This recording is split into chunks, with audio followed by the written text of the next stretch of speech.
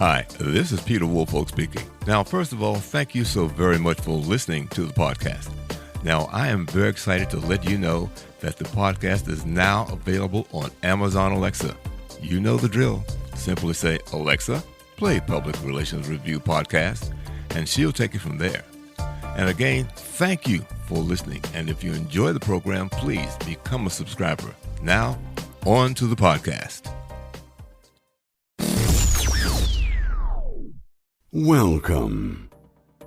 This is the Public Relations Review Podcast, a program to discuss the many facets of public relations with seasoned professionals, educators, authors, and others. Now, here is your host, Peter Woolfolk. Welcome to the Public Relations Review Podcast and to our listeners all across America and around the world. Now, as public relations professionals, our skills prepare us to provide support services to many organizations, private companies, nonprofits, government agencies, and others. Now, on this podcast, I've spoken to professionals working for a wide range of organizations. However, one area that we have not covered is the world of art. That's right, art. The Mississippi Arts Commission was established in 1968 by the Mississippi Legislature as the official grants-making and service agency for arts in the state. They provide financial and technical assistance for arts programming to arts organizations and educational institutions throughout Mississippi, thus playing a critical role in the creative sector. Today, we'll be talking about how public relations supports the programmatic side of the Arts Commission. My guest today is Anna Ehrgott. She is the Communications Director for Mississippi Arts Commission. She brings a decade of public relations experience to this position. She has written 2 winning entries for the Public Relations Association of Mississippi's Prism Awards, including 1 Best of Show. Anna earned her master's degree in public relations and corporate communications from Mississippi College, and she holds a bachelor's degree in English from Millsaps College. So from Jackson, Mississippi, welcome Anna to our podcast. Anna, how are you today? I'm doing well. Thank you so much for having me, Peter. I appreciate it. Well, good. Well, first, tell us how you became connected to the Arts Commission there. Sure, I'd be happy to. I work in the Woolfolk building, which also happens to be your last name. Sure does. What a surprise when we found that out. Yes, indeed. So in this building, we house, many public agencies. I started my career in state government back in 2010, and I worked in the public employees retirement system there. And then I moved over to the state office building to work at the Mississippi Development Authority, which is the state's economic development arm as well as the tourism agency for the state. So while working in tourism and in economic development in the marketing department there, I became aware of the Mississippi Arts Commission. And I have always been a fan of the arts. From a very young age, I enjoyed drawing and painting and acting and dancing and really the whole realm of the arts. The only one that I was never any good at was music, although I very much enjoy listening to music. I'm not much of a musician, I'm afraid. But my first job out of college actually was in Penland, North Carolina, in a school called Penland School of Craft. And it's a nationally renowned center for the arts and crafts. There's a printmaking studio, metal making studio, pottery studio, glass studio, really pretty much any craft you can think of is there. And in that being my first job, I was kind of like an office assistant.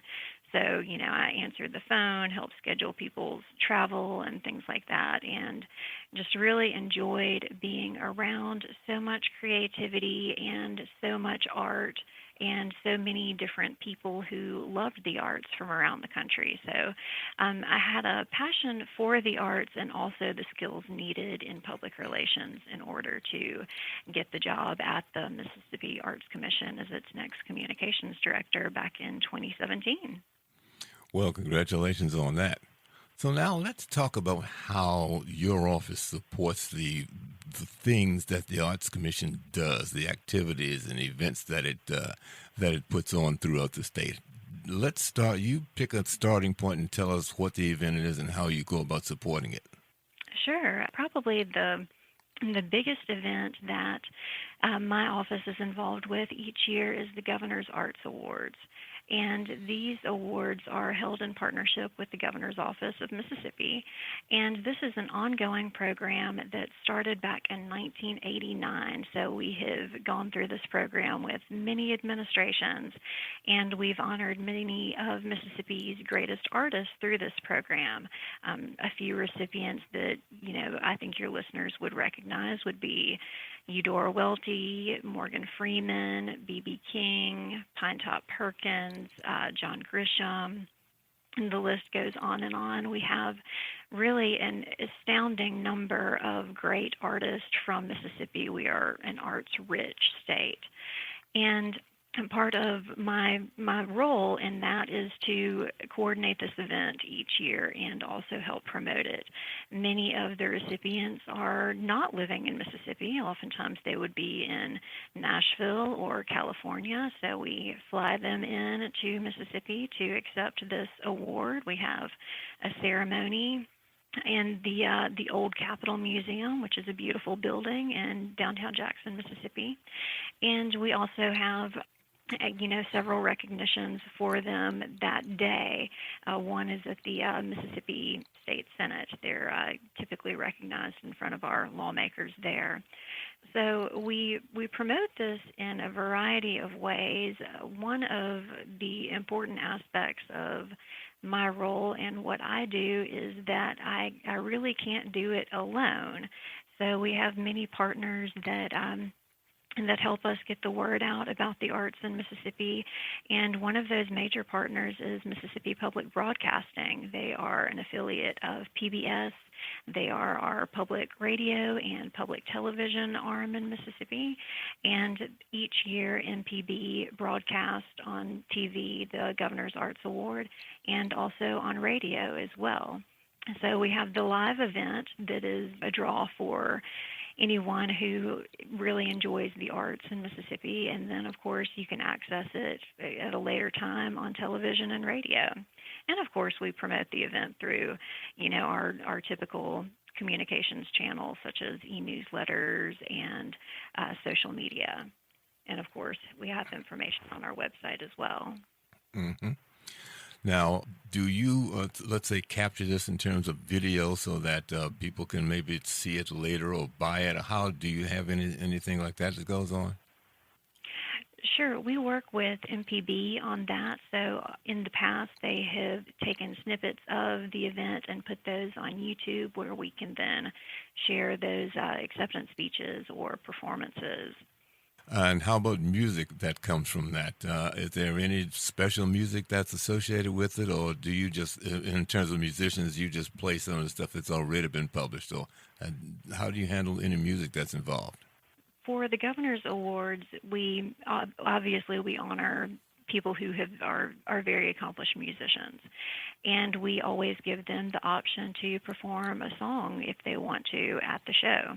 And we've had really various types of performances.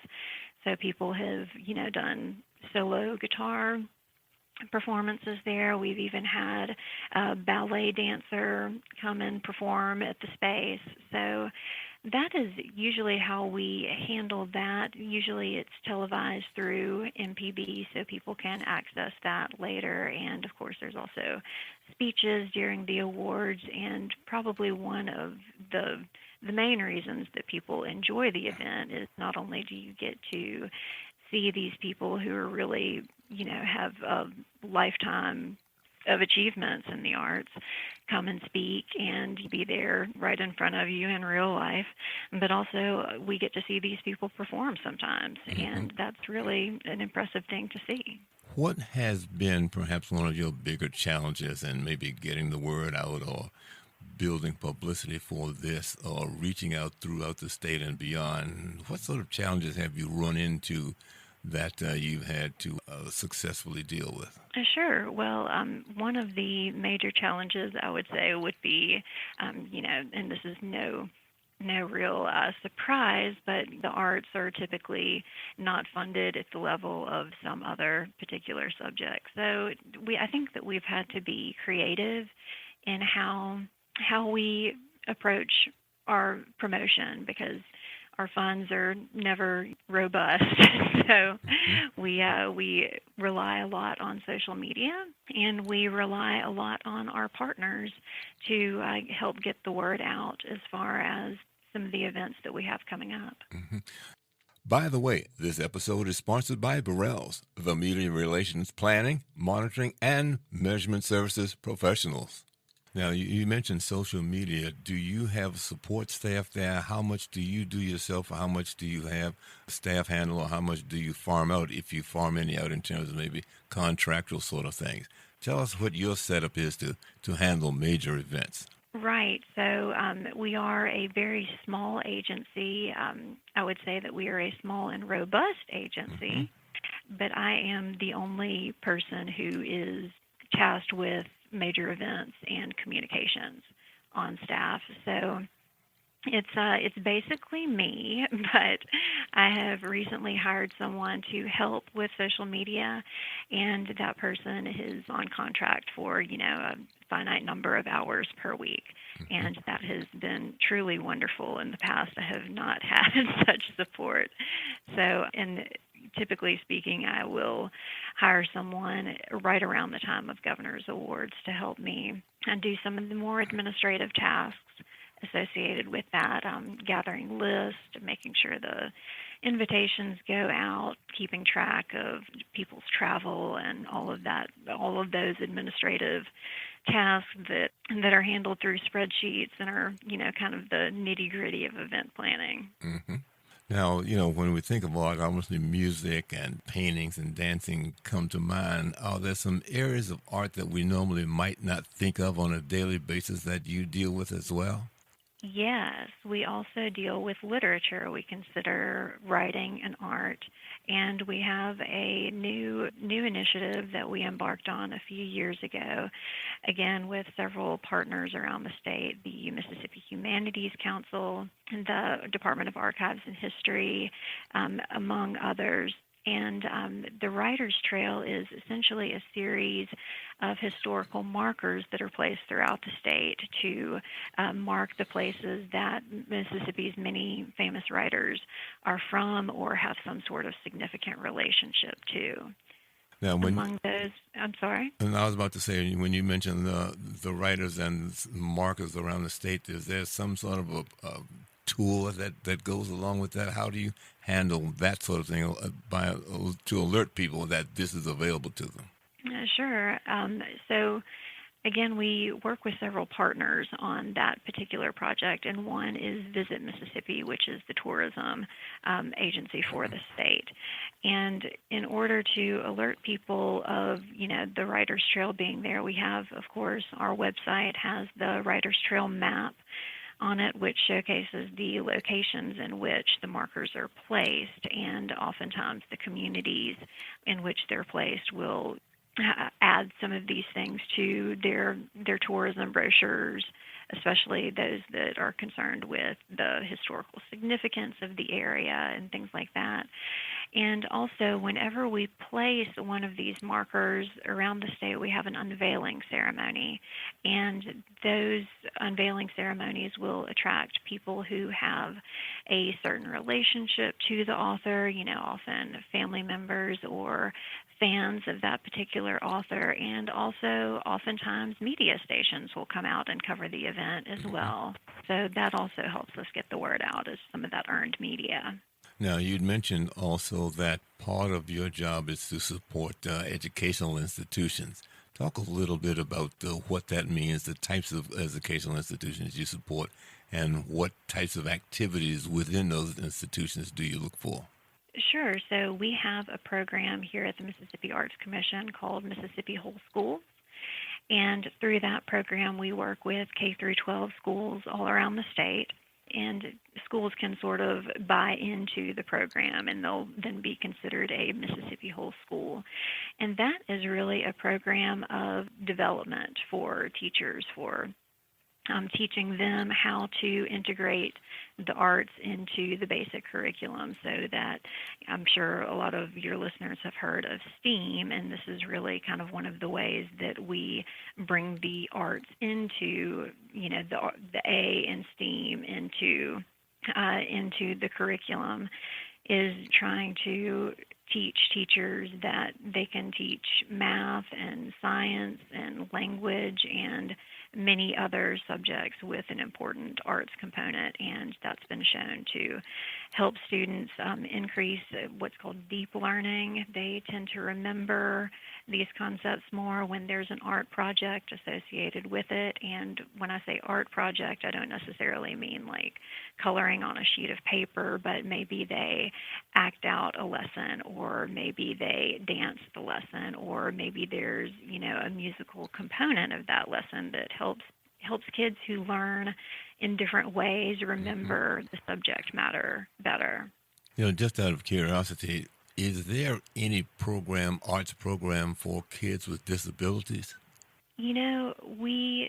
I'm not aware of anything specifically that we do in support of arts and disabilities. I know that there is a program in Jackson specifically for artists with disabilities, and that's called Very Special Arts, and I think now it has changed its name, actually, and it's now called Arts for All, and that is a program that meets weekly with people with disabilities to have art lessons, and that's been a real positive influence on the community.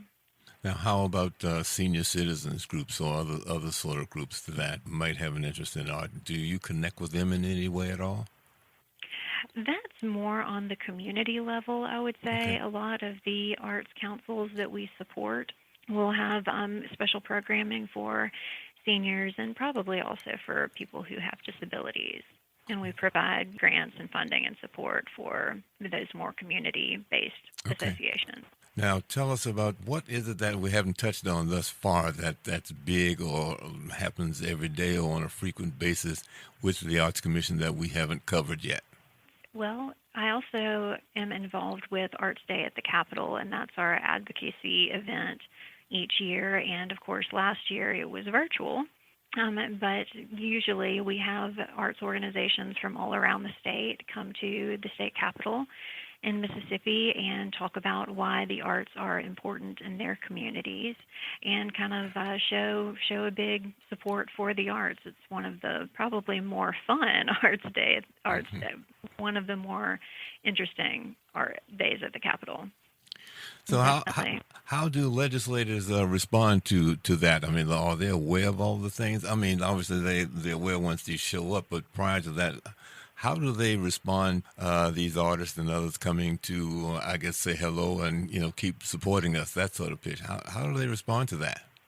Many of them respond very positively. As I said, Mississippi is really an arts-rich state. It's one of the, really positive things that we're known for in the state, with so many, musicians and writers and other artists who have come from our state. So the arts bring people together. So no matter which side of the aisle you're on, we have support from Democratic senators and House of Representative members as well as Republicans. So arts really touch on everyone and in every facet of life, particularly during the pandemic. I don't think that anyone could have gotten through the pandemic without leaning on the arts in some way. I know we all watched lots of films and listened to music that we may not otherwise have listened to and read books. So the arts they can bring us together, and they can also be a lifeline for us in crisis when we need some extra inspiration. We need some hope in some ways. Another thing that we haven't touched on is the arts in the pandemic. And, of course, as you might be aware, the arts were definitely hugely impacted by COVID-19. And a lot of what we're doing in the Arts Commission right now is trying to support those artists, particularly who have been very impacted by the pandemic, to help them get back on their feet and to help support arts events throughout the state as they reopen and as museums reopen. Now, when you say support them, how are you doing that? Are you giving visibility to them? Just how are you going about doing that? Well, first we do that in a major sense through our grants. We provide some financial support to artists to continue, making their artwork and performing. And we also do some promotion for them as well, particularly our artists who are on the Mississippi Artist roster, which is on our website. And we also promote some of the fellowship recipients who have received some very competitive grants from us. So we showcase them on the Mississippi Arts Hour, which is our weekly radio show. And we partner with Mississippi Public Broadcasting on that, and it is also a podcast. So I can't resist the urge to plug the Mississippi Arts Hour. Understood. This show, we interview artists and people who are involved in the arts throughout the state, and I think that we cover some really interesting art stories through that tool. And we also promote artists through our blog on our website and, of course, through our social media as well. Now, in your career, since you've been with the Arts Commission, what has been you consider your biggest success there? Probably my biggest success has been helping grow the Governor's Arts Awards, I would say, and helping grow our social media. And also helping revamp the website. When I got here, it was a real relic from about 2007. So getting that back up to speed was a huge first task for me. But now we have a website that I love. And also, when I started, the Governor's Arts Awards needed a bit more life breathed into it. And I think that we were able to raise. What I do in the Arts Commission is I help raise money for the Governor's Arts Awards. We are a public agency, but we are one of the few that can also raise private cash or private dollars for specific events. So we have increased our fundraising level for the Governor's Arts Awards. We have worked a bit more closely with the Governor's office and our donors, our sponsors, and also the people that receive the award each year. We've gone from about 30 nominations per year for the Governor's Arts Awards to last year closer to 50. So definitely I think that public interest in the Governor's Awards has risen, and still not maybe where I would like it to be, but that's certainly room for growth there, and we just keep on trying to figure out new ways to promote it and new ways to get people interested in the arts. Well, that's great. And is there anything, you've given us a lot of information. Is there anything that we have perhaps left out that you think that we should know about now? Sure. There is one important campaign that I would like to tell people about, and that is our Art Museum Month, which is going to take place in August. This is a new initiative, and 7 museums from around the state are participating. For the month of August, 7 major art museums in the state are offering free admission to their museums. So I'll list the museums that are participating, and they're really all around the state. The Mississippi Museum of Art in Jackson, the Mississippi Arts and Entertainment Experience in Meridian, Lauren Rogers Museum of Art in Laurel. You may be familiar with the show Hometown on HGTV. That's where that is filmed. The Matthew Sanders Sculpture Garden in Cleveland, that's in the Mississippi Delta, as well as the Museum of the Mississippi Delta, the Orr O'Keefe Museum, and the Walter Anderson Museum of Art on the coast. So we are working in partnership with Visit Mississippi on this initiative, and if your listeners will visit visitmississippi.org/art museums, they can fill out a form and get free admission to any one of those participating museums for the month of August. Well, we're certainly glad to hear that, and I'm certainly glad that you had time to join us today. My guest today has been Anna Ehrgott. She is the Communications Director for the Mississippi Arts Commission, and she joined us today from Jackson, Mississippi. So if you've joined the show, or enjoyed the show, I should say, well, please we'd look for a great review from you. And once again, thank you so much, Anna, for joining us today on the Public Relations Review podcast. Thank you so much, Peter. I appreciate it. Many thanks to our sponsor, Burrell's, for making this episode possible. Check out a special offer just for Public Relations Review podcast fans at burrells.com/Public Relations Review podcast. And everyone, have a great day, and we'll look for you on our next podcast. Have a great day, and talk to you soon. This podcast is produced by Communication Strategies, an award-winning public relations and public affairs firm headquartered in Nashville, Tennessee. Thank you for joining us.